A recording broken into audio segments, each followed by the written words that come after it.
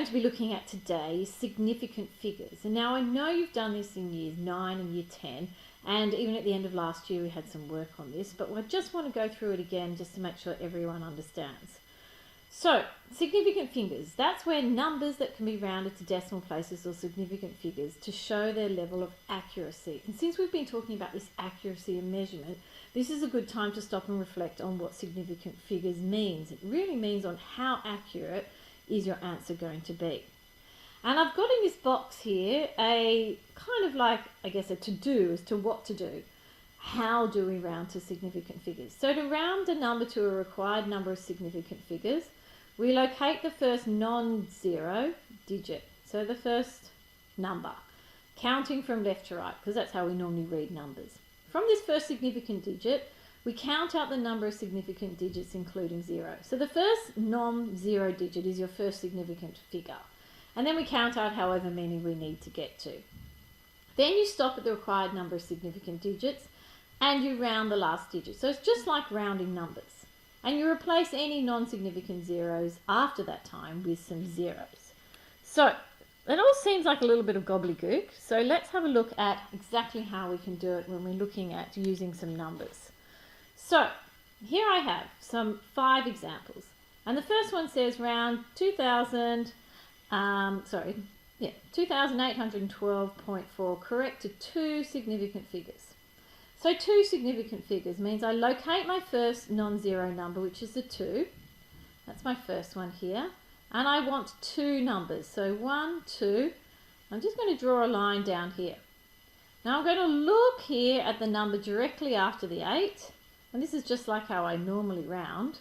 Look at this number. If this number is less than 4, 1, 2, 3 or 4, then I'm going to leave it. So this number isn't 5, so I'm not having to round up. So I'm going to replace any other numbers with 0. So to rounding this to 2 significant figures, the answer is just going to be 2,800. There is nothing else I have to do. I don't need to, and obviously having technical issues here, I don't need to put that decimal point in because then that's going to become significant. We only needed 2 significant figures. So let's have a look at this next one. I'm going to round to 3 significant figures.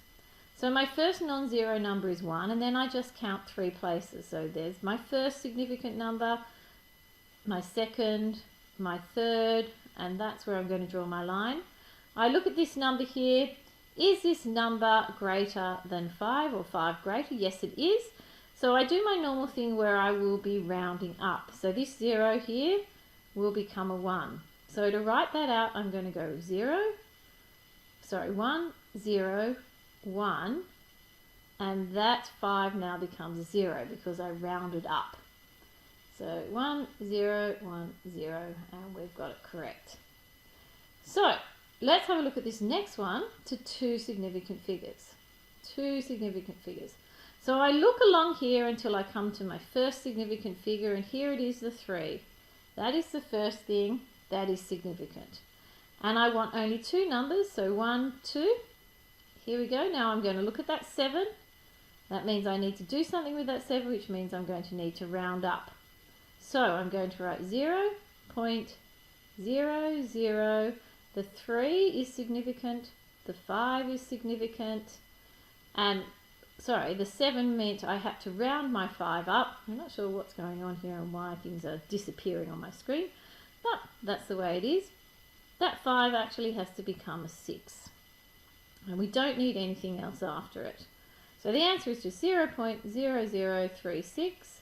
I don't need anything else after it because I have rounded to 2 significant figures. If I put a 0 on the end here, I would have rounded to 3 significant figures because anything after the first whole number is now significant.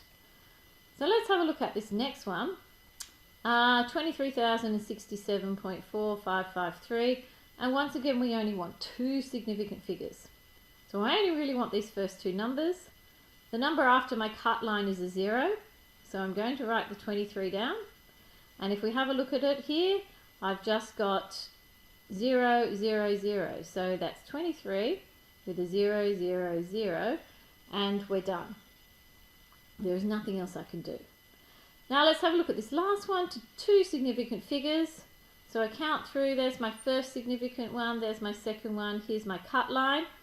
That 5 means I'm going to round up, so it's going to be 0.041. And there's my final answer. So, not really that difficult. There will be a worksheet on this that you can have a look at. The other thing is, in your textbook, it talks about significant figures in measurement. So it says we can only record a measurement correct to the smallest unit marked on the measuring device. This means we must only record a measurement using the appropriate number of significant figures. And that is the point of being able to do significant figures, not because it's always going to be in a test, but that you actually understand why we're doing it. So here you can see I've got two measuring tapes, tape A and tape B. And it says write the measurements shown by the arrows on tapes A and B and state how many significant figures each measurement has. Well, as you can see here, this one is pointing directly at 28. If I was going to say how many significant figures that is, well, it's 2 because I've got one number here, one number here. So that's 2 sig figs. Now, if I was going to accurately give the measurement of this, remembering when we did accuracy and measurement, we're actually measuring to the 0.1. That's what each of these is. So this is going to be 28.0 because it's exactly on 28. So this means we have 3 significant figures because we have one number, 2 numbers, and even though there's a decimal point and a 0, it's still considered significant. So I have 3 significant figures. So let's have a look at the next question. Which of the 2 measurements in part A is more accurate? Well, obviously tape B has got to be more accurate because it's being divided up into smaller parts. And it says here, so if you recorded a measurement of 57.4 using tape A, what should you have written instead and why? Well, imagining this went up to 57, she can't really say it's 0.4 because there are no measurements on there. So the best you could possibly say is that it had to be 57. I'll let you answer that. Why?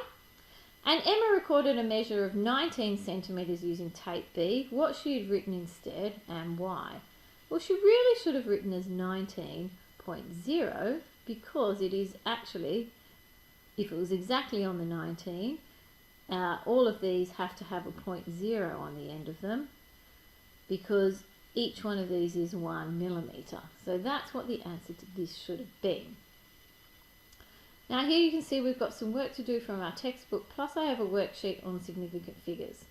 Hopefully you won't have any problems. Hopefully you can nut all this out and really make some sense of it.